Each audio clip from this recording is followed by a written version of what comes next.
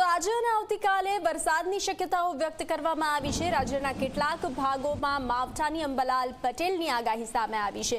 15 થી 19 મે દરમિયાન રાજ્યના વિવિધ ભાગોમાં વરસાદ રહી શકે છે। ભારે પવન સાથે વરસાદ આવે તેવી શક્યતાઓ વ્યક્ત કરવામાં આવી છે। જ્યારે 17મી મે થી ગરમીમાં વધારો નોંધાઈ શકે છે। ગરમીનો પારો 39 ડિગ્રીને પાર જવાની શક્યતા વ્યક્ત કરવામાં આવી છે।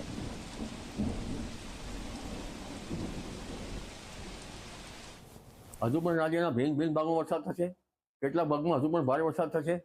તારીખ 12મી સુધી લગભગ ઉત્તર ગુજરાતના કેટલાક ભાગમાં ભારે વરસાદ થવાની શક્યતા રહેશે। તારીખ 13મી તારીખમાં પણ કોઈ ભાગમાં વરસાદ થશે।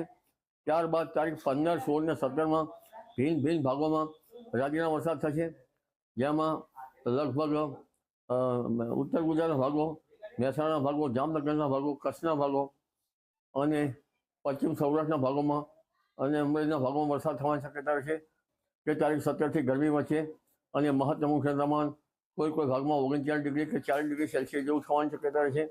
જેમાં મધ્ય ગુજરાતના ભાગોમાં મહત્તમ તાપમાન લગભગ 39-40 ડિગ્રી સેલ્સિયસ જેવું રહેવાની શક્યતા રહેશે। મહેસાણાના ભાગોમાં પણ 39-40 ડિગ્રી સેલ્સિયસ જેવું રહેવાની શક્યતા રહેશે।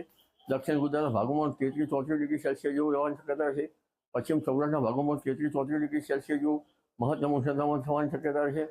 કચ્છના ભાગોમાં પણ 35-37 ડિગ્રી સેલ્સિયસ જેવું થવાની શક્યતા રહેશે। પંચમહાલના ભાગોમાં પણ 37-38 ડિગ્રી સેલ્સિયસ જેવું મહત્તમ તાપમાન વધી શકે છે।